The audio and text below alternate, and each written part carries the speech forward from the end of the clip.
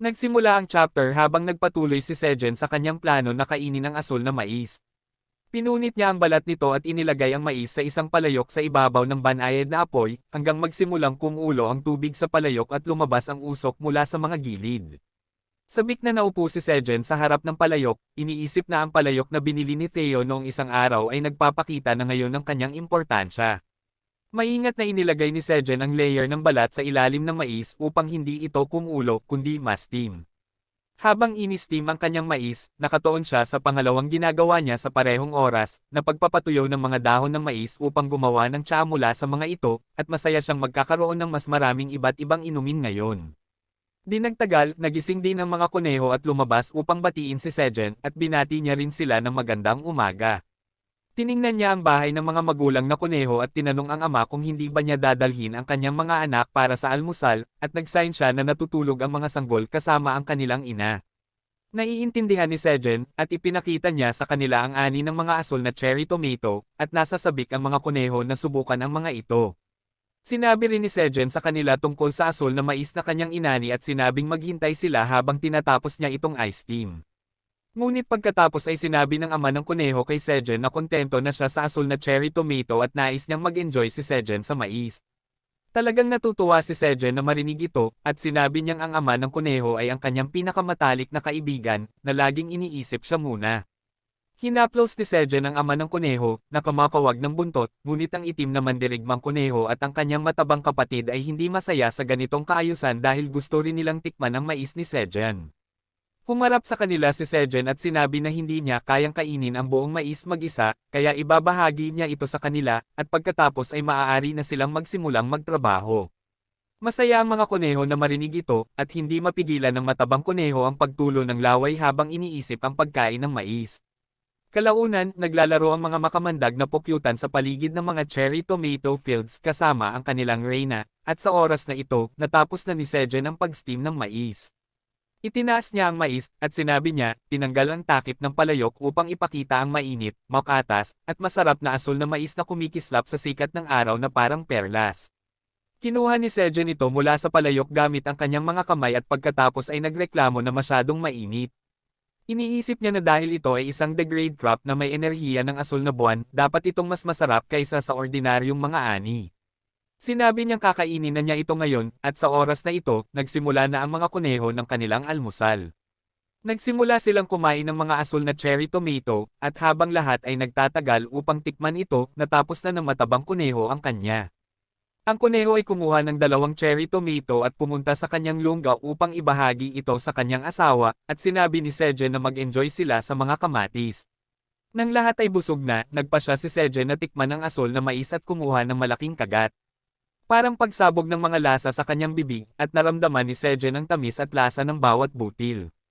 Hindi niya matiis ang lasa at nagsimulang kumain ng mais habang sinasabi na mas nagiging masarap ito habang siya'y nginunguya, at galit na tinititigan siya ng mga kuneho dahil hindi niya sila binahaginan.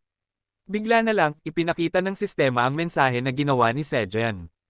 Sinabi niya, nakakain ni Sejen ang mais ng tibay na naglalaman ng enerhiya ng asul na buwan, at permanenteng nadagdagan ang kanyang tibay ng 0.1. Nasiyahan si Sejen matapos linisin ang bawat butil mula sa cob, at itinapon niya ang natitirang bahagi sa apoy habang siya'y tumatayo at naghahanda para magtrabaho. Tinanong niya ang kanyang mga kaibigang kuneho kung handa na sila upang mag-ani ng mais, at sumang-ayon sila. Pumunta si Sejen sa maisan, kung saan lumaki na ang mga halaman na mas mataas pa kaysa sa kanya, at puno ng malalaking at hinog na mais. Inani ni Sejen ang isa sa mga mais mula sa halaman nito at pagkatapos ay nagtataka kung ano ang mayroon sa isang normal na mais.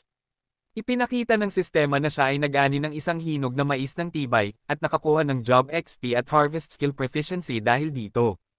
Pagkatapos, tiningnan niya ang impormasyon ng kanyang bagong ani, at nagsimula ito sa parehong lumang mga bagay na ito ay masustansya at masarap dahil lumaki ito sa tore.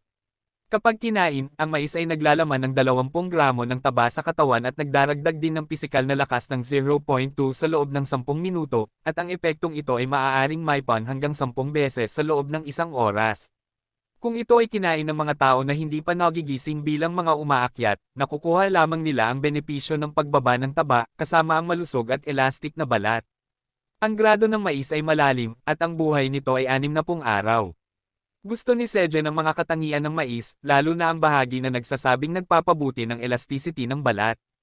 Iniisip niya na magugustuhan ito ng kanyang ina dahil palagi siyang nag-aalala tungkol sa pagkakaroon ng mga wrinkles. Iniisip ni Sejen na magpapadala siya ulit ng mensahe sa kanyang pamilya, at dapat subukan niyang magpadala ng ilang mga ani sa kanila. Tinanong niya ang kanyang mga kaibigang kuneho kung ano ang palagay nila, ngunit abala sila sa pag-aani ng mais. Bigla na lang, dumating ang dambuhalang pulang oso at ang kanyang anak sa kuweba, at malugod silang tinanggap ni Sejen. Umahan siya sa kanyang kuweba gamit ang manual elevator at tinanong ang pamilyang oso kung ayos lang sila noong nakaraang gabi ng asul na buwan. Sinabi ng inang oso na ayos lang sila, at agad na pumunta si Sejen sa batang oso na si Queen upang bigyan siya ng kanyang paboritong pagkain. Nagbuhos si Sejen ng pulot sa kanyang mga kamay, sinasabing gutom na siya kahapon kaya hindi siya pumunta sa kuweba, at kumislap ang mga mata ni Queen nang makita niya ang kanyang paboritong pagkain. Sinabi ni Sejen sa inang oso na magdadala siya ng inihaw na isda para sa kanya mamaya. At pinasalamatan siya nito ng isang malaking ngiti. Di nagtagal, lumabas din si Theo mula sa kuweba, at inaantok pa rin habang sinasabing magpapalibot na naman siya. Sinabi ni Sejen na matulog pa siya, ngunit determinado si Theo na huwag sayangin ang kanyang mahalagang oras bilang isang propesyonal na naglalakbay ng mga ngalakal.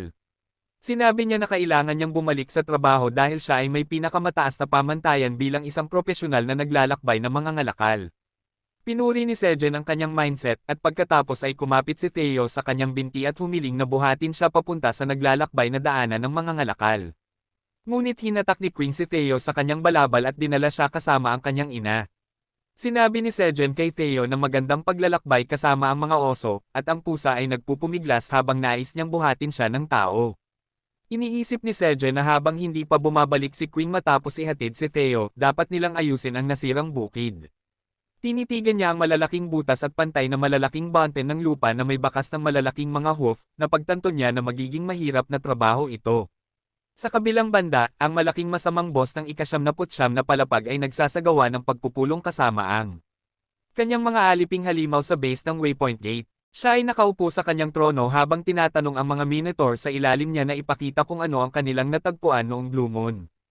Ang una ay nagdala ng basang putik, at ang pangalawa ay nagdala ng tuyong lupa, at nadismaya ang boss dahil ang walang silbing mga tauhan niya ay lupa lang ang natagpuan ng malinaw niyang sinabi na kumuha sila ng makakain. Isang Minotaur ang nervyosong tumawa, at galit na sumigaw ang boss at tinanong sila kung ano ang ginawa nila kagabi. Naging parang Gordon Ramsay siya ng tore at ininsulto ang kanyang mga tauhan, tinatanong kung gusto ba nilang kainin ang putik na dinala nila. Isang Minotaur ang matapang na nagsabi sa kanyang boss na walang damo sa kanilang teritoryo, at matagal na silang hindi nakakakita ng luntiang damuhan. Kahit na baliktarin nila ang lupa, wala silang makikita kundi putik. Nagsumpa ang boss sa kanyang sitwasyon habang bumalik siya sa kanyang trono at nagtanong kung bakit ito nangyayari. Naging nostalgic siya habang iniisip ang nakaraan kung saan ang sahig na ito ay isang paraiso ng baka na may luntiang pastulan ng dekalidad na damo, at bilang pinakamalakas na halimaw sa ika-79 na palapag na nagbabantay sa Waypoint, siya ang tagapamahalan nito. Ang itim na Minotaur ay isang napakalakas na halimaw, at gumugol siya ng maraming enerhiya noong Blue Moon, at upang mapunan ito, kailangan niyang kumain ng marami. Kaya inutusan niya ang kanyang mga tauhan na magkalat sa buong teritoryo noong Blue Moon at kumain ng marami hanggat maaari. Gayunpaman, ito ay naging problema dahil ang lahi ng Minotaur ay napakalaki na at may napakalaking ganang kumain mula pa noong una. Sobra na silang kumain, kaya ang bilis ng pagkawala ng damo ay mas mabilis kaysa sa bilis ng pagtubo nito. Sa huli, dahil sa kanilang labis na paglagas, ang buong lupain ay naging isang tigang na lugar kung saan isang talam ng damo lamang ang tumubo. Bumalik sa realidad ang itim na Minotaur matapos mag-isip ng kanyang mga maluwalhating araw, at nag-alala siya na ang mga bagong silang na bisiro ay mukhang hindi malusog. Bilang mga maipagmamalaking mandirigmang Minotaur, kailangan nilang maging malaki at malakas, at para dito, kailangan nilang kumain ng dekalidad na damo, ngunit wala na ngayong ganitong uri. Bumalik ang itim na Minotaur sa pangungulekta ng tributo mula sa kanyang mga tauhan at tinawag ang susunod sa linya, ngunit wala si Ox number 3. Nagalit siya, iniisip na ang number 3 ay marahil nagpatanga at pumasok sa teritoryo ng iba at hindi nakabalik. Gayunpaman, dumating si Ox number 3 at humingi ng paumanhin sa kanyang boss dahil sa pagiging huli. Sinabi niya na matapos ang Blue Moon, natagpuan niya ang sarili na napakalayo. Sinabi ng itim na Minotaur na okay lang hanggat ligtas siyang nakabalik, ngunit bigla siyang natigilan sa kalagitnaan ng pangungusap nang mapansin niya ang kakaibang bagay kay Ox number 3. Nanlaki ang kanyang mga mata sa gulat at nagsimula siyang magpawis habang papa siyang lumapit sa huli na natatakot sa tingin ng kanyang boss. Tinanong siya ng itim na Minotaur kung ano ang nasa kanyang ulo. Sinabi niya na ito ay isang itim na Minotaur at wala siyang ideya kung ano ang sinasabi ng kanyang boss. Tinanong siyang muli ng boss kung ano ang mabangong matamis na ugat na nasa kanyang sungay, at napagtanto ni Ox na may nakadikit na kamote sa kanyang sungay nang hindi niya napansin. Gayunpaman, wala sa mga Minotaur ang alam kung ano ito o kung maaari itong kainin. Samantala, sa kabina ng manager, si Eileen, na hinimatay matapos makaranas ng stroke, ay nagising. Mabigat pa rin ang kanyang pakiramdam, at pinilit niyang bumangon. Nagtataka si Eileen kung bakit siya nawala ng malay, ngunit hindi niya alam ang gagawin. Nag-aalala siya tungkol sa kanyang biglaang pagkawala. Nang malay dahil wala namang sintomas bago ito mangyari. Tumayo siya, at nabunggo ang kanyang ulo sa chandelier sa kisame, at nagreklamo siya na masyadong mababa ang ilaw. Ngunit nang tumingin siya pababa, napagtanto niyang mayroong kakaiba kaysa dati. Hindi ang ilaw ang bumaba, kundi siya ang biglang lumaki pagkatapos ng dragon puberty. Kinuha ni Eileen ang kanyang kristal na masyadong maliit na para sa kanya ngayon, at tumingin sa kanyang katawan, nagtatanong kung lumaki ba siya ng ganito kalaki sa isang gabi. Dito nagtatapos ang video. Nagsimula ang chapter kung saan nagising si Eileen sa kabina ng tagapamahala ng tore at napansin niya na ang kanyang katawan ay biglang lumaki. Yumuko si Eileen upang magkasya ang kanyang higanting katawan sa loob ng silid at nagtataka kung paano siya biglang lumaki. Iniisip niya na marahil ito ay dahil sa kinain niyang asol na cherry tomatoes. Ang mga ito ay may higit na 10 beses na mas malakas na kapangyarihan kumpara sa ordinaryong mahiwagang cherry tomatoes, at kumain siya ng 5 ng sabay-sabay. Nakumbinsi siya na ang pagkain ng mga ito ng sabay-sabay ay nagdulot ng reaksyon sa kanyang hindi aktibong pusong dragon na nagresulta sa biglaang paglaki. Gayunpaman, hinawakan niya ang kanyang dibdib at napansin na kasing flat pa rin ito ng dati, at pansamantala lamang ang epekto ng cherry tomatoes dahil hindi na tumutugon ang kanyang pusong dragon. Nadismaya siya na tila walang permanenteng lunas sa kanyang kondisyon, ngunit may liwanag pa rin sa kanyang mga problema. Nakumpirma ni Eileen na maaaring gumaling ang kanyang pusong dragon kahit pansamantala lang. Masayang-masaya siya at lubos na nagpapasalamat kay Sejen, hinahalikan niya ang kanyang larawan sa loob ng kristal na bola, sinasabing napakagandang nilalang niya. Ngunit nakita niyang kumakain si Sejen ng asul na mais, at hindi ito maganda para sa kanya. Sumigaw si Eileen na paano nagawang kumain ni Sejen ng masarap na pagkain habang iniiwan siya, ngunit hindi niya rin moari kung ano ang kinakain niya dahil napakaliit na ng kristal na bola para sa kanya. Nagmamadali siyang hanapin ang malaking kristal na bola na dati pang pagmamayari ng kanyang lolo, ngunit ang kanyang higanting katawan ay halos hindi magkasya sa pintuan. Natigil ang kanyang mga pakpak sa pintuan, at hindi man lang niya matawag ang kanyang stepbrother upang tulungan siya. Habang pinipilit niyang palayain ang sarili, sumigaw siya na gusto rin niyang kumain ng masarap na pagkain ngayon at gusto niyang ibigay ito ni Sejen sa kanya.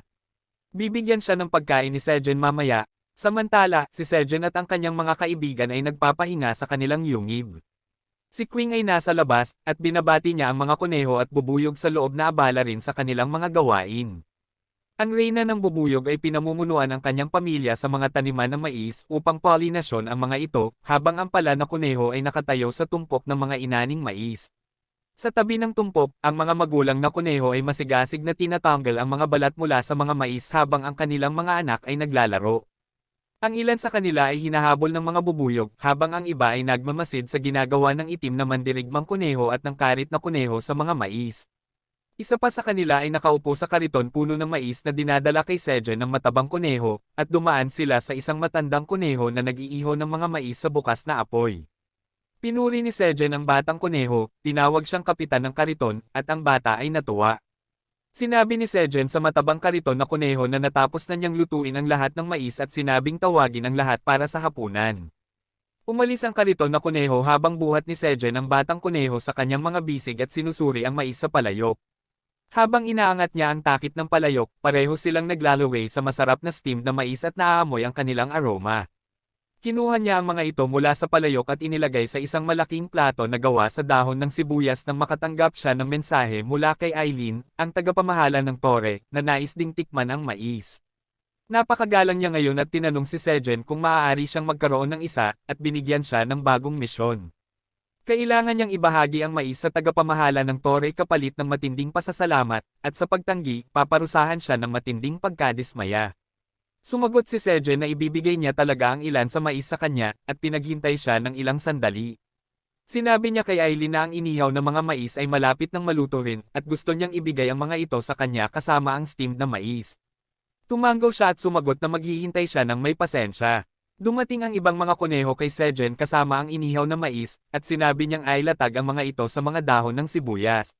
Namangha si Sejen sa pagkakita ng inihaw na mais na nakalatag sa carpet ng berdeng dahon ng sibuyas at ang steamed na mais sa tub. Kumuha siya ng ilang inihaw na mais at sinabing ang mga pampalasa na dinala ni Theo ay napakahalaga para sa reseping ito dahil hindi ito makukumpleto nang wala ang mga ito. Gusto ni Sejen na lutuin ang orihinal na resipe ng butter grilled corn, ngunit dahil wala siyang mantikilya, kinailangan niyang maging kontento sa mga pagbabago sa resipe. Una niyang inilagay ang asukal sa mais at iniihaw ito hanggang maging kayumanggi, at ngayon ay iniwisik niya ang dinurog na parmesan cheese sa nilutong mais. Nagtataka si Sejen kung kaninong ideya ang magdala ng keso sa tore, ngunit nagpapasalamat pa rin siya para rito. Panahon na para idagdag ang huling mga pag-aayos sa inihaw na mais, at para rito, excited siyang kumuha ng chili powder mula sa kanyang backpack. Inilagay ni Sejen ang pouch ng chili powder sa bundle ni Theo matapos itong bumalik na may straw hat, at nakatulog ng hindi sinasabi sa kanya ang anuman. Hindi masaya si Sejen na hindi sinabi ni Theo sa kanya ang tungkol sa ganitong napakahalagang sangkap, at naisip niya na dapat itong ma-disqualify bilang isang sales cat, ngunit nagpasya siyang palampasin ito dahil sa kamangha-manghang straw hat. Ngayon, habang iwiniwisik ni Sejen ang pulang chili powder sa inihaw na mais, natapos na ang recipe, at sinasabing ang buong inihaw na mais ay napaka-adik na walang makukontento sa chili powder lamang. Si Sejen ay kumagat at naramdaman niya na talagang hindi kapanipaniwala ang lasa. Ito ay matamis, malasa, at maanghang, at iniisip niya na maaari niyang malasahan ang kanyang sariling mundo kahit nasa loob siya ng tore. Iniisip niya na ang panunood ng mga cooking video sa YouTube araw-araw ay sulit dahil sa tulong nito ay mahusay na siyang magluto. Matapos malasahan ni Sejen ang pagkain, ibinigay niya ang pangakong inihaw na mais kay Alien, at sinabi nito na labis siyang nagpapasalamat na natapos ni Sejen ang kanyang misyon.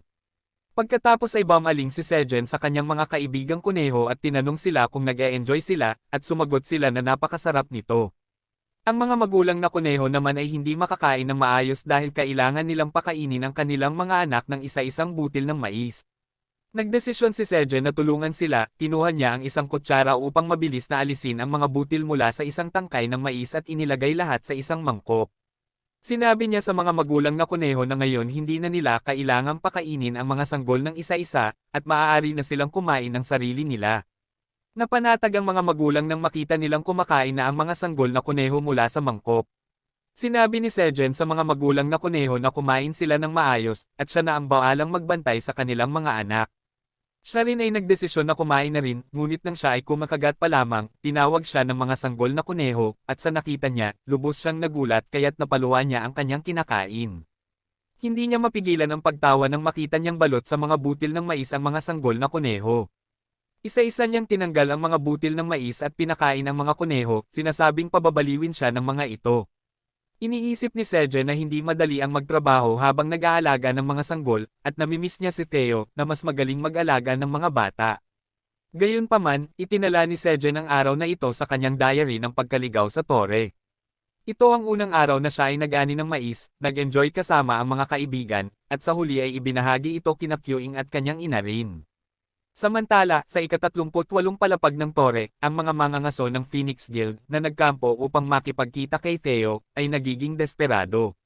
Sila ay balisa at frustrado na ang naglalakbay na pusa ng mga ngalakal ay hindi dumarating at mas matagal kaysa karaniwan. Ang kanilang leader, si Kim Dong-sik, ay nagtataka rin kung ano ang nangyayari, ngunit tinanong niya ang kanyang mga kasama kung bakit nila hinahabol ang mga cherry tomatoes dahil noong huli, bumili na ang kanyang kasintahan ng sapat para sa kanilang dalawa. Sinabi ng lalaki kay Dong-sik ang mga balita na ang mayayamang tao sa labas ng tore ay nagsisimula ng magpakita ng interes sa mga mahiwagang cherry tomatoes, at binibili nila ito sa napakalaking halaga. Ang isang cherry tomato ay maaaring ibenta sa halagang ₱250,000 Korean won, at gusto ng lalaki na mag-imbak ng marami hanggat maaari bago pa dumating ang mga taong naapektuhan ng mga balitang ito upang bilhin ang mga cherry tomatoes at ibenta ito muli sa labas ng mundo. Gayunpaman, may isa pang problema. Isang miyembro ng grupo ang nagtanong kay Dongshek kung ano ang dapat nilang gawin ngayon dahil may nakaschedule na raid sa Torre makalipas ang ilang araw, at kung hindi sila babalik ngayon, hindi nila matatapos ang raid. Kung magtagal pa sila rito, mauubos na rin ang kanilang supply. Nag-isip si Dongshek ng ilang sandali at nagkaroon ng ideya na magpaiwan na lang ng ilang tao habang ipinapabalik ang iba sa Earth upang maghanda para sa raid. Siya mismo ang nag-volunteer na magpaiwan dahil kilala niya si Theo. Bumalik ang mga miyembro ng Phoenix Guild, at 3 tao lamang ang naiwan. Inakala ni Dongshek na ang diet-conscious na si Jessica ang magpapaiwan para kumuha pa ng cherry tomatoes, ngunit hindi niya inaasahan na si Suha ang narito.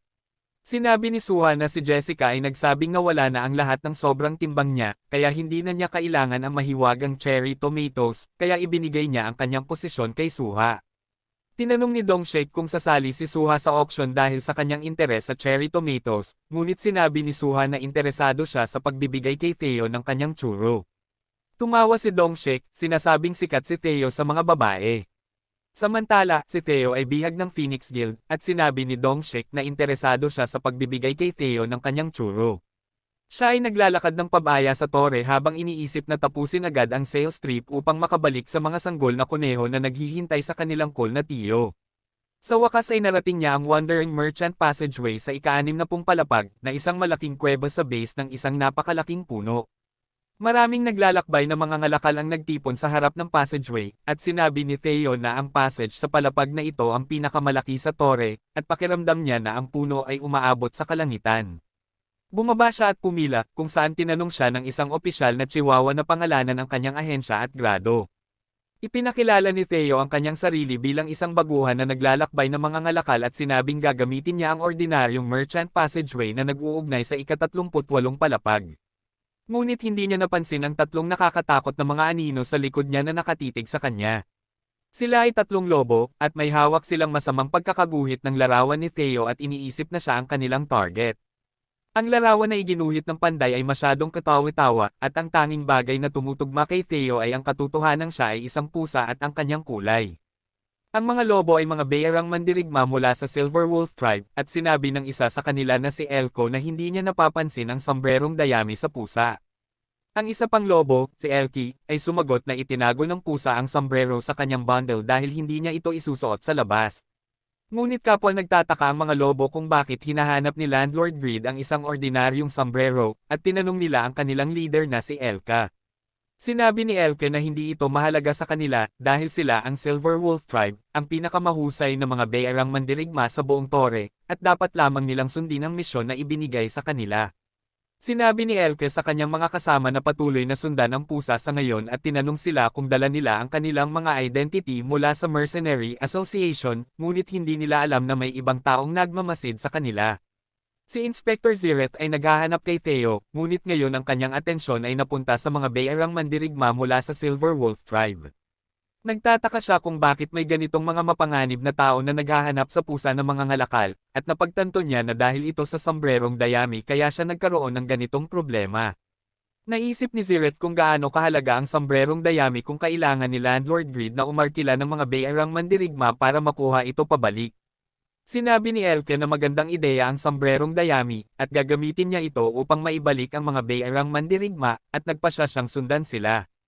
Hindi niya alam kung ano ang maaaring mangyari, ngunit natatakot siyang nasa seryosong panganib si Theo.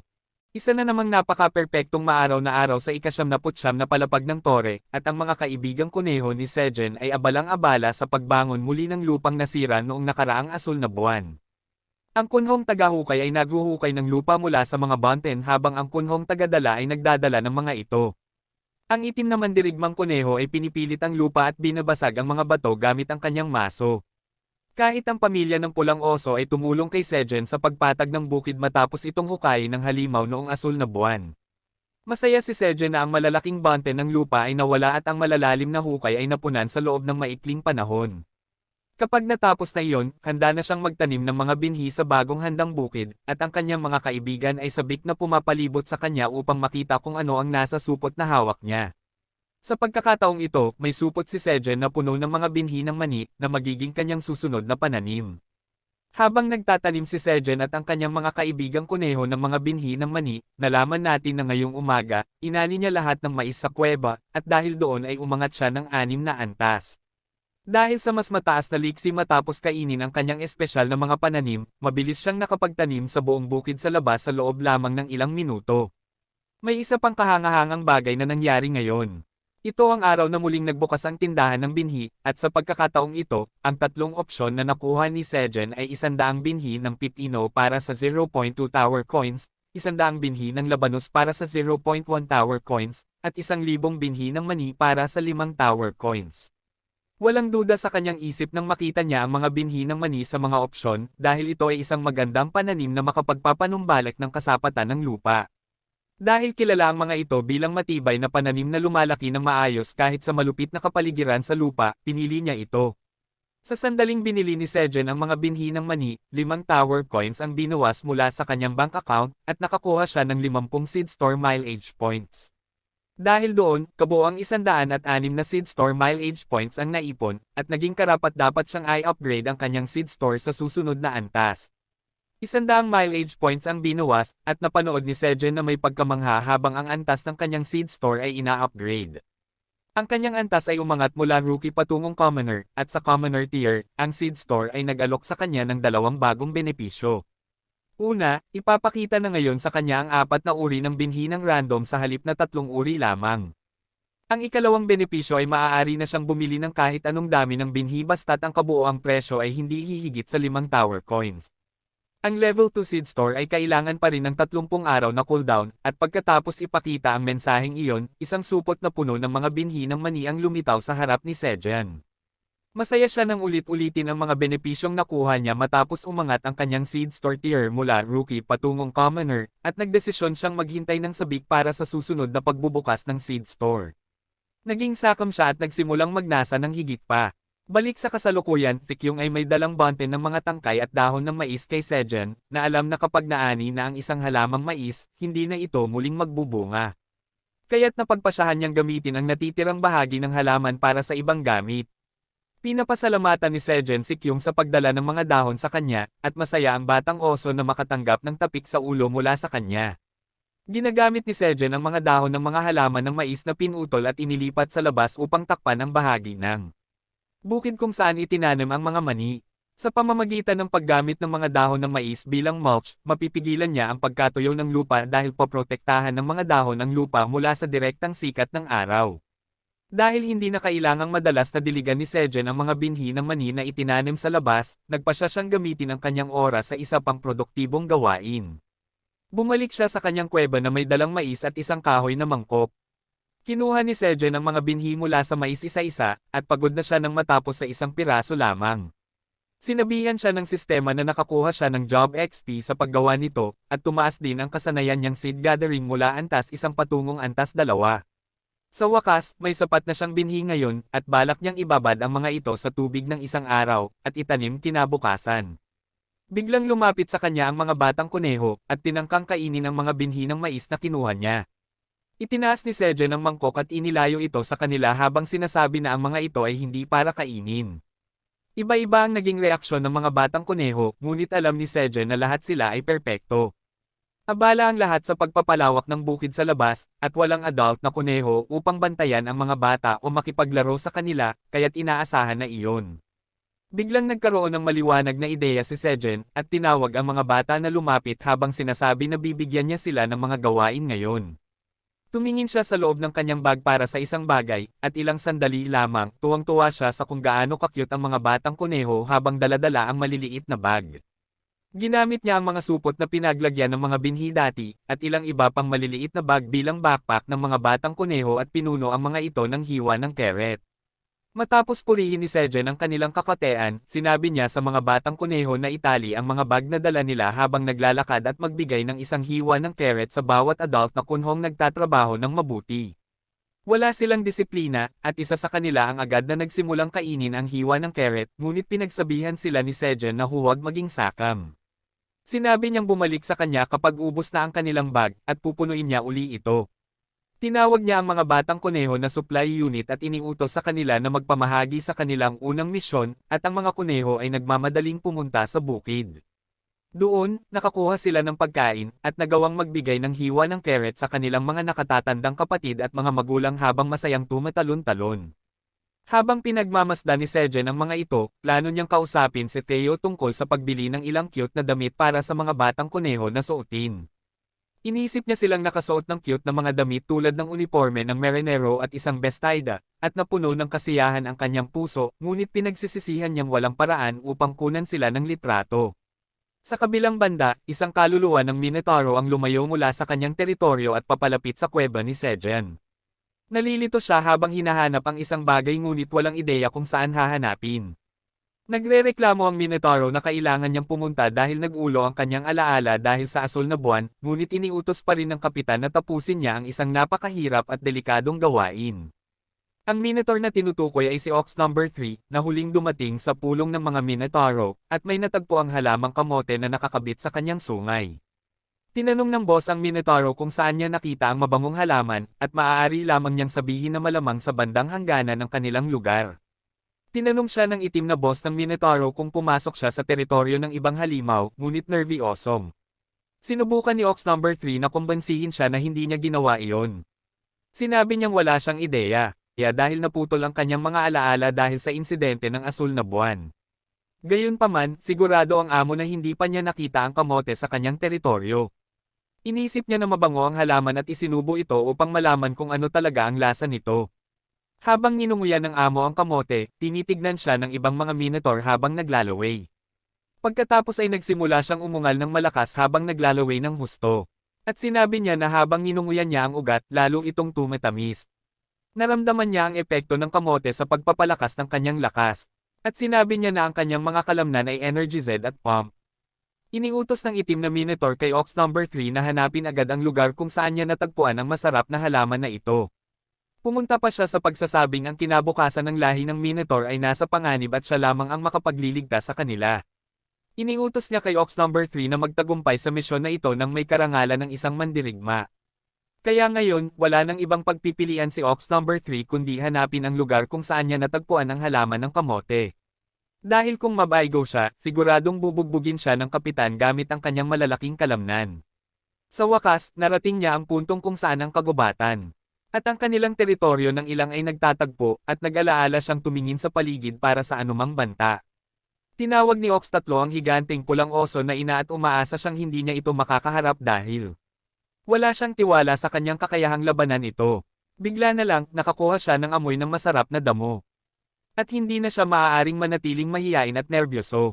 Sumigaw si Ox 3 nang makita niya ang taniman ng mani ni Sejen na natatakpan ng mga dahon ng mais. Naisip lang niya na ito ay berdeng damo, at sa ibabaw ng pagiging sagana, mukhang masarap din. Nagsimula siyang kumain ng mga dahon ng mais. Habang pinipitas ang natitira pa, at ang lasa ay talaga namang kamangha-mangha tulad ng naisip niya. Kinokolekta ni Ox 3 ang lahat ng mga dahon ng mais habang iniisip kung anong uri ng damo ito.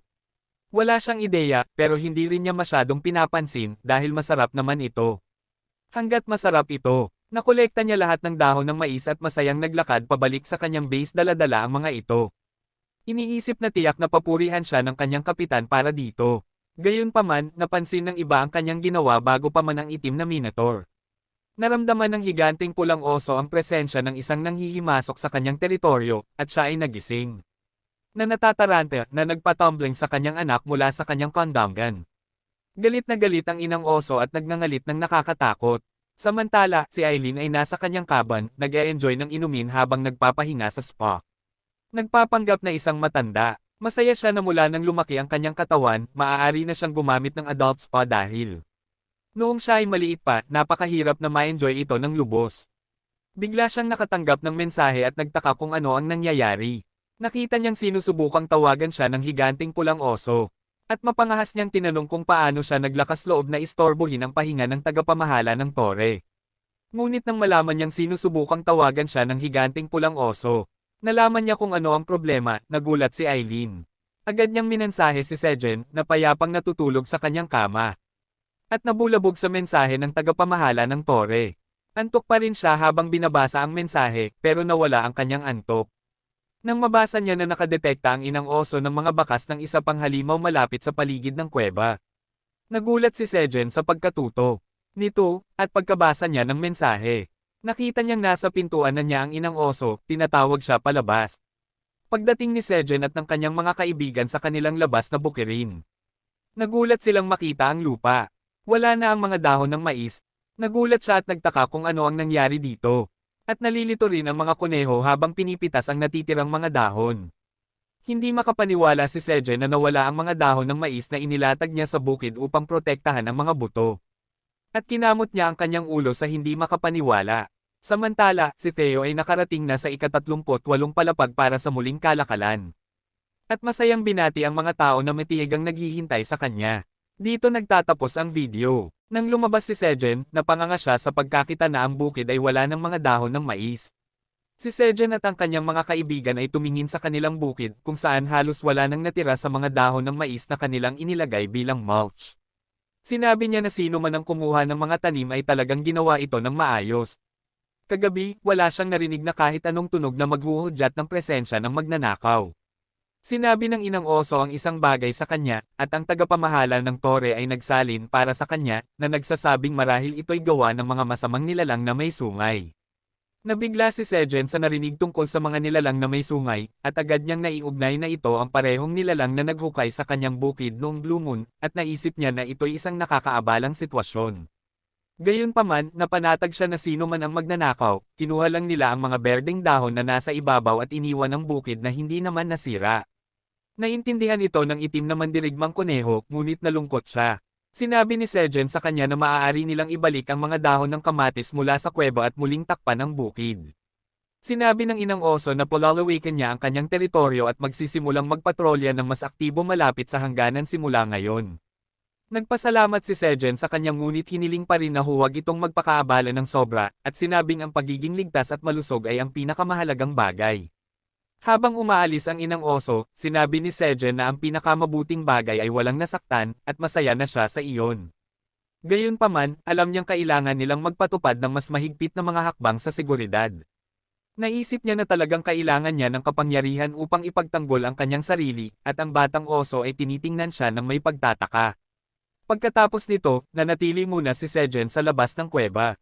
Ang mga kuneho ay tinakpan ang koke ng reyna ng bubuyog ng mga dahon ng sibuyas upang protektahan ito mula sa direktang sikat ng araw. Isinasaalang-alang na ang reyna ng bubuyog ay hindi nag-iisa na nasaktan. Si Sejen ay nasa isang komportableng kutsan at isang maliit na higa na gawa rin sa mga dahon ng sibuyas. Nagpasalamat si Sejen sa mga kuneho sa kanilang tulong at sinabing magkikita silang muli habang pumapasok ang mga ito sa kuweba. Nakaupo siya sa ilalim ng isang malaking payong na gawa sa dahon ng sibuyas sa isang upuan na gawa rin sa parehong materyal. Ngayon ang araw na sa wakas ay maghahatid ang koken ng reyna ng bubuyog, at salungat sa pinaniwalaan dati, ang koken ay hindi kay Theo, kundi kay Sejen sa buong panahon. Nagpahinga si Sejen upang bantayan ang paghatch ng koken, at iniwan ang pagsasaka sa mga kuneho. Ayon sa sistema, kailangan niyang bantayan ang paghatch ng koken upang makuha ang pinakakapakinabangan. Sa paglalarawan ng koken ng reyna ng lason na bubuyog, malinaw na nakasaad na ang unang taong makikita ng reyna ng bubuyog ay kikilalanin bilang amo. Sa kasalukuyan, ang bilang ng mga bubuyog sa loob ng kuweba ay umabot na sa 200, at patuloy pa ring lumalaki. Kumakain si Sejen ng mga pinatuyong piraso ng kamote habang iniisip na kung ang pangalawang reyna ng bubuyog na maghahatid ngayon ay magpapalawak ng kanyang pugad sa labas ng kuweba, ito'y magpapalawak ng kanyang kapangyarihan. Ang isang panlabas na pugad sa ilalim ng kanyang kontrol ay sapat na upang pigilan ang anumang mga manloloob mula sa pagpasok sa lugar. Ang paghatch ng koken ay mas tumagal kaysa sa inaasahan, at si Sejen ay inaantok na sa paghihintay. Napagtanto niyang ang unang pagkakataon na nagpahinga siya mula sa pagsasaka ay naging malambot ang kanyang katawan, at dahil dito siya inaantok. Pinulot niya ang 2 uri ng bulaklak na kanyang dinala, at plano niyang iregalo ito sa bagong hatch na reyna ng lason na bubuyog upang magkasundo sila sa unang pagkikita. Nagtaka siya kung anong uri ng bulaklak ang mas gusto ng reyna mula sa 2 pagpipilian na mayroon siya. Nagpasalamat siya sa reyna ng bubuyog sa maagang pagkapanganak, ngunit naabot na niya ang kanyang limitasyon at nakatulog. Habang mahimbing na natutulog si Sejen, ang koken ay nagsimulang magpakita ng pagbabago. Nagsimula itong umalog at pumutok, at pagkatapos ay nagsimulang magningning ng maliwanag. Ang maliwanag na ilaw ng pag-hatch ng Koken ay bahagyang natakpan ng mga dahon na nakatikip dito, at hindi ito napansin ni Sejen. Ang liwanag ay humupa, at isang maliit na braso ng bubuyog ang lumabas mula sa ilalim ng mga dahon. Ang bagong hatch na kaibig-ibig na reyna ng bubuyog ay itinapon ang mga dahon habang siya'y naupo sa kanyang komportableng higaan at nag-inat. Ang bubuyog ay lumingon at napansin ang kanyang mga pakpak na kumakampay. Pinilit niyang kontrolin ang pagkampay at nagawang magpalipad sa hangin. Lumipad ang bubuyog papunta kay Sejen na natutulog at nagulat siya sa mukha nito. Sapat na iyon para makilala niya si Sejen bilang kanyang amo, at ang sistema ay nagpakita ng mensahe na ang pangalawang henerasyon ng reyna ng lason na bubuyog ay kinilala si Sejen bilang kanyang may-ari. Ang bubuyog ay sumampas sa dibdib ni Sejen habang siya'y masayang sumisigaw. Pagkatapos, napansin niya ang mga bulaklak na hawak ni Sejen, at labis siyang natuwa na nagdala ang kanyang amo ng mga bulaklak para sa kanya. Habang pinapanood ng bagong reyna ng bubuyog ang mga bulaklak, ang kanyang ina ay lumabas mula sa kuweba upang siya'y makita. Binati ng orihinal na reyna ng bubuyog ang bagong hatch, at naguluhan ang bagong reyna. Sinabi ng unang henerasyon ng reyna ng bubuyog sa kanyang anak ang lahat ng kailangan niyang malaman tungkol kay Sejen, na karaniwang sinasabing siya ang kanyang daddy, at naintindihan niya ito. Pagkatapos, ang dalawang reyna ng bubuyog ay lumipad sa kalangitan at nagsaya sa paligid ni Sejen. Doon, ang pangalawang henerasyon ng reyna ng bubuyog ay yumuko sa kanyang ina upang magpasalamat sa lahat ng itinuro sa kanya, at pagkatapos ay lumipad patungo kay Sejen. Siya'y sumiksik kay Sejen habang natutulog ito, at nagising lamang si Sejen pagkatapos na lumipad na ang reyna. Agad na nagulat si Sejen nang magising siya at nakita ang mga mensahe ng sistema na nagsasabing ang reyna ng lason na bubuyog ay nag-hatch at kinilala siya bilang kanyang may-ari. Dahil dito, tumaas ang kanyang kasanayan sa pag-aalaga ng bubuyog at nadagdagan ang antas nito. Gayunpaman, nalilito si Sejen dahil na-miss niya ang lahat ng ito. Tumingin siya sa paligid, nagtataka kung nasaan ang reyna ng lason na bubuyog dahil wala ito sa kanyang higaan, at natatakot siyang nawala ito. Sa kabilang banda, si Ox number 3 ay nakarating na sa kanyang teritoryo, at ipinakita niya ang mga berdeng dahon ng mais sa kanyang boss. Nahihirapan ang boss na maniwala na ang ganoong kasariwang damo ay natagpuan na iniwan lamang sa lupang katabi ng kanilang teritoryo. Muling pinagtibay ni Ox number 3 ang kanyang sinabi. Ang boss, ang itim na Minotaur, ay iniisip na ito ay ibang klase ng damo kumpara sa nakita nila noong nakaraan. At ang ibig niyang sabihin ay ang kamote. Inaangkin niya na ang damo na ito ay hindi niya pa nakikita noon at itinuturing niya itong masyadong maliit para ibahagi sa iba. Gayunpaman, humihingi ng paumanhin si Ox number 3 sa kanyang kapitan, na nagpapahiwatig sa kanyang tiyan na hindi niya napigilan ang sarili, at kinain ito ng mag-isa. Walang magawa ang itim na Minotaur kundi patawarin ang kanyang alalay dahil likas na ugali ng mga Minotaur ang magkaroon ng malaking ganang kumain. Pagkatapos ay tinikman niya ang dahon ng mais, at ang unang napansin niya ay ang matamis na amoy nito. Sa kanyang unang tikim, parang may mga paputok na sumasabog sa kanyang panlasa. Sumigaw siya na ang damo ay sobrang sarap at pinupuno siya ng enerhiya. Hindi nag-iisa ang itim na Minotaur. Pinuri ng itim na Minotaur si Ox number 3 na sinasabing nagawa niya ito, ngunit nagulat siya sa kanyang pagiging biglaan. Sinabi ng boss na kung marami silang ganitong klaseng damo, baka maibalik nila ang kasaganaan sa kanilang tuyong lupain. Ngayon, siya ay nagtataka kung ano ang nangyayari sa kagubatan. Sa kanyang kaalaman, ang kagubatan ay isang inabandonang lugar, at ngayon ay natagpuan doon ang ganitong klaseng matamis na damo. Hinihinala ng itim na Minotaur na may mga pagbabago sa nangyayari sa ika-79 na palapag ng hindi niya namamalayan. Kung siya lang ang masusunod, nais niyang pumunta sa kagubatan mismo. At nais niyang alagaan ang maraming halaman hanggat maaari. Ngunit hindi niya maaaring iwanang walang bantay ang waypoint. Lalo na't hindi niya alam kung gaano karaming damo talaga ang nandoon sa kagubatan. Sinabi ng itim na Minotaur na dahil limitado ang oras na maaari siyang umalis sa waypoint, kailangan niyang mag-isip ng ibang paraan. Muli niyang inutusan si Ox number 3 na hanapin ang eksaktong pinagmulan ng damo na kanyang dinala kani-kanina lang. Naniniwala siya na kung ito ay nakahandusay lamang sa lupa, maaaring marami pa nito doon. Inutusan niyang alamin ang pagkakakilanlan ng tao sa likod nito kung ito ay sadyang itinanim. Ngunit nais ni Ox number 3 na magsabi ng isang bagay bago tanggapin ang misyon. Sinabi niya na bago niya tanggapin ang misyon, nais niyang magpahinga ng saglit. Siya ay inaantok at ipinapalam sa kanyang kapitan na marami siyang kinain pagkatapos ng mahabang panahon. At dahil dito siya ay nakakaramdam ng food coma. Hindi papayagan ng itim na Minotaur na siya ay magpabeye. Kaya't siya ay pinapaalis sa pamamagitan ng pagbabantang iwas-iwas ang kanyang palakol. At si Ox number 3 ay agad na tumakbo palayo. Samantala, si Theo ay nasa ika-38 palapag at siya ay masiglang binabati ng mga tao na sabik na naghihintay sa kanyang pagdating. Nagmamadali silang lumapit sa kanya at tinanong kung bakit siya huli. Si Theo ay smug na humingi ng paumanhin, sinasabing may nangyari na naging dahilan ng kanyang pagka-late. Ngunit ipinapalam niya sa mga tao na, bilang pambawi, nagbebenta siya ng espesyal na Magic Cherry Tomatoes ngayon. Tinanong siya ng mga mangangaso kung ano ang ibig niyang sabihin doon dahil ang Magic Cherry Tomatoes ay espesyal na nga. Sinasabi ni Theo sa kanila na sa pagkakataong ito, mas maganda pa ito kaysa dati. Kumuha siya ng isang cherry tomato at malakas na idineklara na sa pagkakataong ito, nagdala siya ng D-grade magic cherry tomato para ibenta. Ang information window ng cherry tomato ay malinaw na nagpapakita ng kanyang grado at pinahabang shelf life, at ang mga mangangaso ay nagulat sa kanilang nakita. Gayunpaman, si Sue ay nakatuon lamang sa kung gaano ka-cute si Theo. Kinuha ni na Kim Dong-shek at ang kanyang Phoenix Guild ang mga kamatis at binasa ang kanilang information window ng detalyado at nalaman na ang D-grade cherry tomatoes ay nagbabawas ng 20 gramo ng taba. At ang mana boosting effect ay na-double pati ang shelf life. Si Dong-shek ay nagulat. Sa unang pagkakataon na nakita niya ang D-grade cherry tomatoes, iniisip niya na ang cherry tomatoes ay ganito. Maaari siyang kumain at mag-imbak ng katumbas na dami ng cherry tomatoes kumpara dati. Pagkatapos ay inilabas ni Theo ang mga balde na puno ng cherry tomatoes at idineklara na ibebenta niya ang mga ito sa tig 400 units bawat isa, at isang kabuo ang 2,000 magical cherry tomatoes.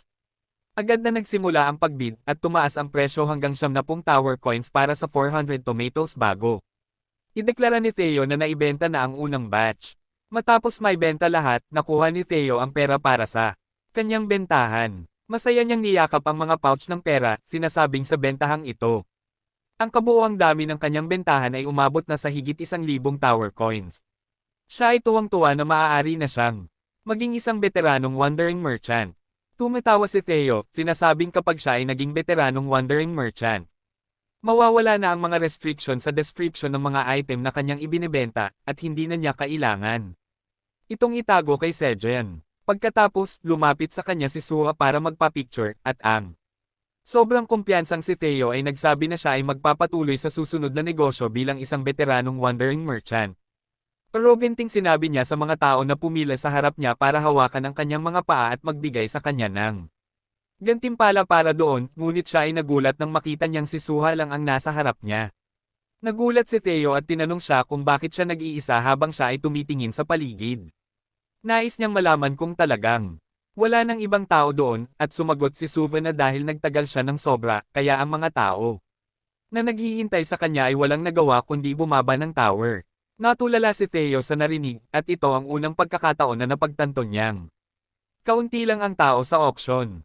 Sinabi ni Suha na huwag siyang mabaigo at nag-alok na bigyan siya ng tourist, ngunit mukhang hindi ito epektibo kay Theo, na siya lang ang makapagbibigay ng tourist. Siya ay nasa isang slump at sinasabi na ang kanyang pagmamalaki ang nagdulot nito. Siya ay malungkot dahil gusto niyang kumita ng maraming bagay para kay Sejen at makakuha ng mas maraming sales cut time.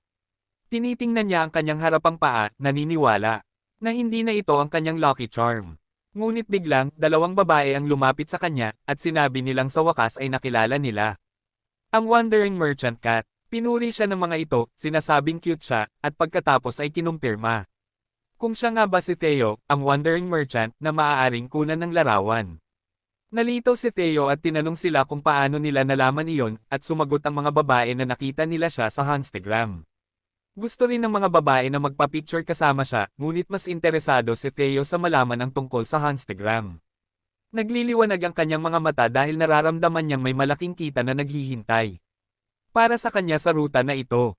Kumpiyansang iniunat niya ang kanyang paa, sinasabing kung gusto nilang magpa-picture kasama siya, kailangan nilang magbigay ng gantimpala. Dito nagtatapos ang kabanata. Nang malaman ni Theo na walang mga adventurer na naghihintay sa pila para batiin siya maliban sa kanyang tapat na tagahanga, si Suha, nalungkot siya. Nagmumumok siya dahil bumalik ang mga tao sa labas dahil siya ay nahuli, ngunit 2 babae ang lumapit at humiling na makipag-selfie kasama ang sikat na naglalakbay na mga ngalakal na pusa. Nagtataka si Theo kung paano nila siya nakilala, ngunit sinabi ni Suha sa kanya ang tungkol sa isang app na tinatawag na Hanstagram, kung saan ipinupost niya ang mga cute na larawan ni Theo.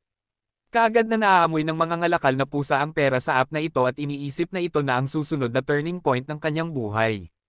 Nakikita ni Theo ang Hanstagram account na iniaalay sa kanyang mga larawan na pinapatakbo ni Suha, na may higit sa 23,000 followers. Tinitingnan ni Theo ang iba't ibang mga larawan, kabilang na ang mga selfie na kinunan niya kasama si Suha at ang kanyang mga kaibigan, at tinanong niya si Suha kung ang mga larawan na inupload niya sa app ang dahilan kung bakit biglang lumapit ang mga tao sa kanya para magpa-selfie. Kinumpirma ni Suha at humingi ng paumanhin dahil hindi niya sinabi ito ng maaga. Batay sa kung paano matalim na nakatingin si Theo sa screen, natatakot si Suha na baka magalit siya at sumama ang loob dahil hindi niya hiningi ang pahintulot ni Theo bago i-post ang mga larawan. Biglang sumigaw si Theo sa kanya, sinasabing dapat talaga siyang humingi ng paumanhin sa ginawa niya.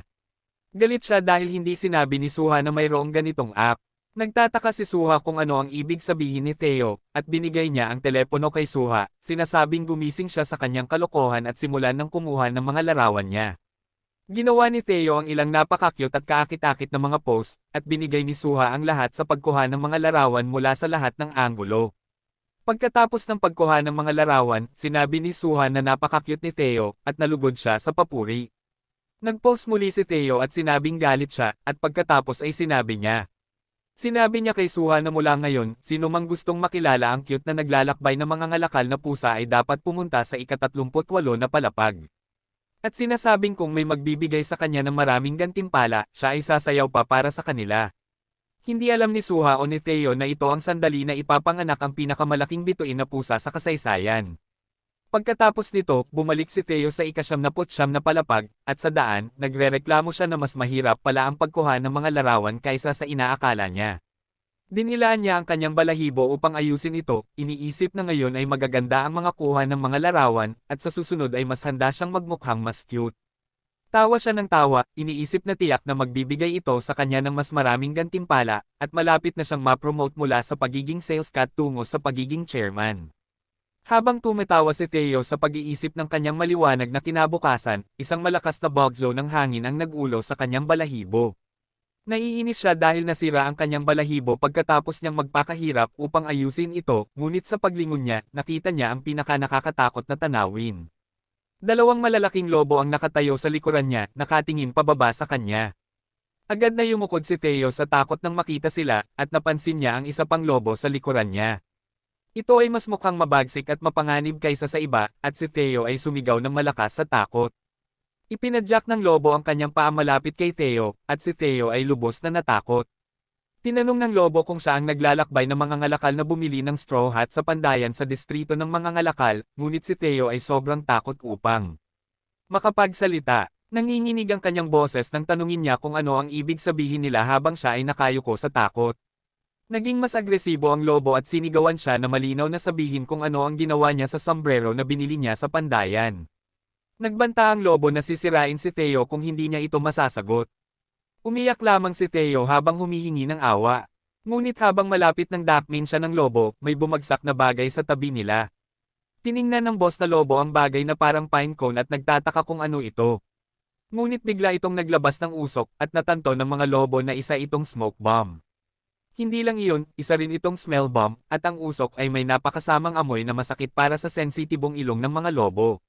Habang pinipigilan nila ang kanilang mga ilong upang hindi makapasok ang usok, lumitaw ang anino ni Zireth mula sa usok. Hinailan niya si Theo. Kaagad siyang nakilala ni Theo kahit na si Zireth ay may suot na mask upang protektahan ang kanyang pagkakakilanlan at ang kanyang sensitibong ilong. Sinabihan siya ni Zireth na manahimik, at tumakbo sila palayo. Napansin ng boss na lobo na tumatakas ang kanilang target at inutusan niya ang kanyang mga tauhan na bumangon at sundan sila. Ngunit nasa sahig ang mga lobo dahil sa napakasamang amoy na nagpulala ng kanilang kalagayan, at humihingi sila ng tulong sa kanilang boss.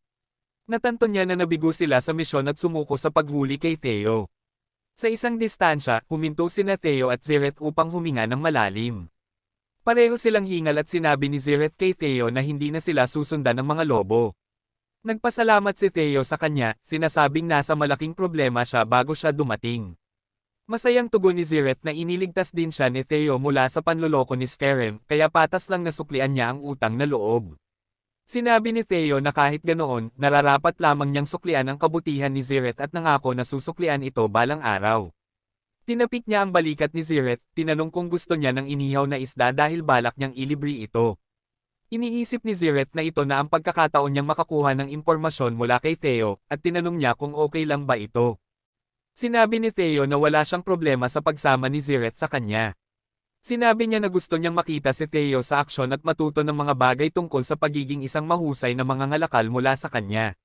Walang nakikitang mali si Theo sa pagpayag na sumama siya, at sinabi niya na maaari siyang sumama, at nagpasalamat si Zireth. Iminungkahi niya na pumunta sila sa distrito ng mga ngalakal at inaalok na dalhin si Theo doon sa pinakamabilis na ruta. Wala siyang pagtutol dito, ngunit bago iyon, plano niyang pumunta sa Merchant Guild upang mag-apply ng promosyon sa ranggo ng mid-level na mga ngalakal. Habang sinasabi niya ito kay Zireth, hindi siya makapaniwala. Tinanong ni Zireth si Theo kung ano ang ibig niyang sabihin sa pagkuha ng promosyon sa mid-level na mga ngalakal, dahil hindi pa siya matagal na naglalakbay ng mga ngalakal. Matapos ibunyag ang katotohanan na alam ni Zireth na ilang buwan pa lang ang karera ni Theo bilang mga ngalakal, natanto ni Zireth na nagkamali siya. Tumahimik siya, ngunit napansin na ni Theo na nagduda siya. Tinanong siya ni Theo kung paano niya nalaman na ilang buwan pa lang siya bilang mga ngalakal. Wala siyang maisip na palusot at iniisip na mabubunyag na siya. Natatakot si Zireth na kung siya ay mahuli bilang ahente ng lihim na inspeksyon ng naglalakbay ng mga mangangalakal. Babagsak ang reputasyon ng kanyang unit. Hayagang ipinahayag ni Theo ang kanyang mga hinala, at habang sinusubukan ni Zireth na mag-isip ng dahilan. Si Theo mismo ang nagligtas sa kanya sa sitwasyon. Sinabi ni Theo na malamang narinig niya ito mula kay Skerem, na nagyayabang tungkol sa mga tao na naloko niya. Namangha si Zireth sa kanyang walang katuturang loika. Ngunit agad siyang sumang-ayon, sinasabing iyon nga ang nangyari. Sinabi niya na hindi niya tinanong ang goblin na mga ngalakal ng kahit ano. At siya na mismo ang nagsabi ng lahat. Sinumpa ni Theo si Skerem sa pagiging madaldal. At nakahinga ng maluwag si Zireth dahil maaari pa rin siyang magpanggap bilang mangangalakal kay Theo. Pagkatapos ay tinanong niyang muli si Theo kung paano siya kumita ng 1,000 tower coin sa napakaikling panahon. Sinabi niya na napakalaking halaga iyon na hindi kayang isipin ng mababang uri ng naglalakbay na mangangalakal tulad niya. At tinanong niya kung maaari niyang sabihin sa kanya ang tungkol sa mga espesyal na item na ibinebenta niya. Habang sinusubukan ni Zireth na magmukhang kaawa-awa para makakuha ng sagot. Hindi rin naman kalayuan sa katotohanan ang kanyang sinabi. Kung walang espesyal na suporta, imposible ang kumita ng 1,000 tower coin sa ganoong kaikling panahon. Pinaghihinalaan pa rin niyang may koneksyon siya kay Skerem. At iniisip kung mayroon siyang makapangyarihang taga-suporta o nagbebenta siya ng napakadelikadong item. Nakapagpasya siyang arestuhin si Theo para iligtas ang dangal ng Inspection Bureau kung may kahit anong kainahinala sa kanyang produkto. Ngunit sinabi nito na siya ay nagbebenta ng cherry tomatoes. Nagulat si Zireth, at siya ay nagsabi. At tinanong niya si Theo kung ang ibig niyang sabihin ay ang maliit, bilog, pulang prutas.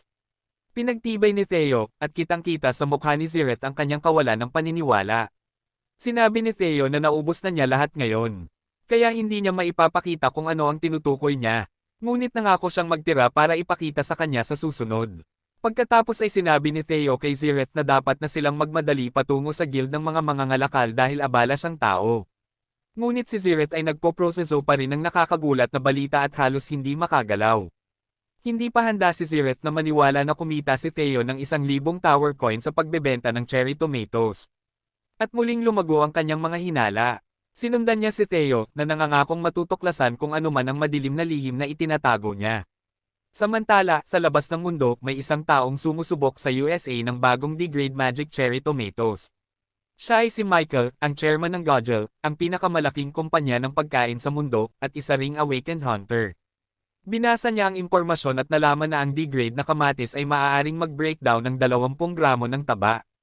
Nadoble ng epekto ng E-grade cherry tomato. Kinain niya ang isa at nalaman na mas masarap pa ito. Tinawag ni Michael ang kanyang kasosyo sa negosyo, si Jenny, ang CEO ng isa sa mga pangunahing kumpanya ng pharma sa mundo. Tinanong niya kung may resulta na mula sa pagtatanim ng magic cherry tomatoes sa Earth. At naglagay siya ng paso ng halaman ng kamatis sa kanyang mesa. Ipinaliwanag ni Jenny na, tulad ng kanilang inaasahan, ang mga magic cherry tomato seeds ay naging normal na cherry tomato lamang sa labas ng mundo. Nagtaka si Michael kung dahil ito ay isang tower item na hindi maaaring kopyahin sa labas. Pagkatapos, tinanong niya, Jenny, ano na ang nangyari sa kanilang plano na itanim ang magic cherry tomato sa tower? Sumagot si Jenny na, sa kanyang mga kakayahan, natapos na niya ang karamihan ng kanyang plano. Inihayag ni Jenny na nagtanim sila ng 100 seeds ng E-grade cherry tomato sa unang palapag ng tower. 10 sa mga binhi ang matagumpay na tumubo at ang mga prutas ay malapit ng anihin. Masayang-masaya si Michael na marinig iyon at pinuri niya si Jenny para sa kanyang pagsusumikap. Nagpasalamat siya sa kanya para sa patuloy na suporta sa produktong ito at sinabing ito ay bunga ng kanilang mga kumpanya na nagtutulungan at pinaghalo ang kanilang teknolohikal na kaalaman. Naniniwala si Jenny na maaari nilang itaas ang porsyento ng pagtubo hanggang 50% sa lalong madaling panahon. At sinabi ni Michael na nangangahulugang maayos ang mga bagay-bagay. Ipinaalala ni Jenny sa kanya ang tungkol sa budget para sa proyekto ng Tower Farm. At sinabi niyang napasa na ito sa board. Sinabi rin ni Jenny na nag-hire siya ng mga awaken para gumawa ng farm at palayasin ang mga halimaw sa lugar. Tumawa siya, iniisip na ang proyekto ng Tower Farm ay matagal na niyang pangarap. Matagal itong natigil, ngunit ngayon ay bumalik na sa normal.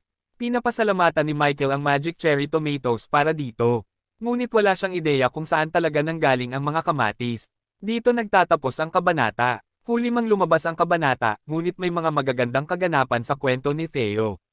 Sa pagtulong ni Zireth sa kanya na mawala ang mga sumusunod sa kanya, siya'y nakaligtas. Ngunit ngayon ay pinapayagan niyang samahan siya ng undercover agent sa Anman. Pahihintulutan ba niyang sumama ito sa kanya kay Sejen o ibubunyag ba niya ang kanyang lihim? Kung mangyari iyon, paano magre-react si Zireth? Bukod dito, isa pang tanong ay tungkol sa mga Amerikano at ang kanilang proyekto sa Tower Farm. Magtatagumpay ba silang magtanim ng magic cherry tomatoes at magpapatuloy na kompetisyon kay Sejen? O may ibang mangyayari? Abangan ang mga kasagutan sa mga tanong na ito at marami pa. Kung nagustuhan ninyo ang video, mag-iwan ng like at komento. At mag-subscribe din sa aming channel para hindi ninyo makaligtaan ang susunod na bahagi.